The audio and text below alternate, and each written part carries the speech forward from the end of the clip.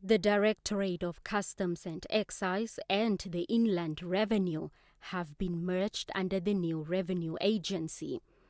The agency seeks to improve revenue collection, tax compliance, enhance trade facilitation, as well as respond to government's overall resource mobilization agenda.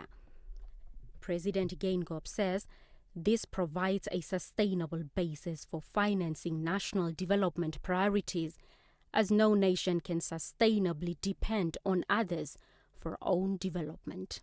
The reform will sharpen our institutional capacity and responsiveness to the complexities of an increasingly integrated regional and global economy.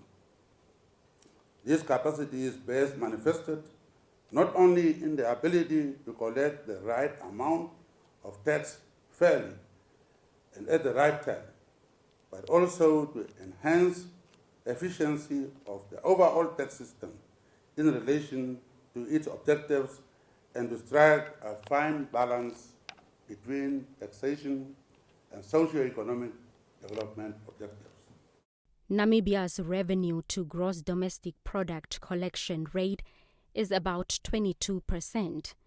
This excludes the 32% the country receives from the SACU revenue pool. Revenue to gross domestic product is the amount collected compared to the total size of economic activities during a specific period. In both instances, this is above the sub-Saharan African average of 17% tax to GDP ratio and compares well globally. This relevant collection efficiency has enabled the government to consistently invest in economic and social infrastructure, expand the coverage and quality of a robust system of social safety nets, and provide essential public services in our quest to achieve shared prosperity for all Namibians. The Ministry of Finance has seconded 1,241 employees to NAMRA to work alongside 5 executives. The agency is still to appoint 3 executives in the fields of human resources, corporate services, and taxpayer and stakeholder engagements. The administration of tax laws and the collection of state revenue demand high standards of integrity and customer-centric service delivery, which should permeate in a day-to-day conduct of activities of the agency, as we have promised.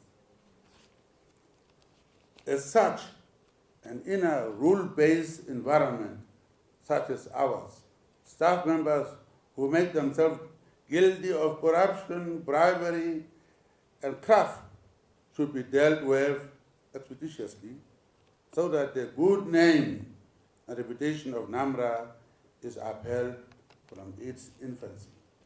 Namibia's tax compliance baseline, however, is about 57%. NAMRA's founding commissioner vowed to push compliance to 70%. The challenges or the issue of under-declaration, where people bring in consignment, a consignment of worth millions, and it's only some thousand declared. The issue of transfer pricings that have never been properly dealt with. It's not going to be business as usual, because we need to collect sufficient revenue for the economic development of our country. That's one strategic objective. The agency is expected to unveil its 3-year strategic plan next week. Blanche Koreses, NBC News, Windhoek.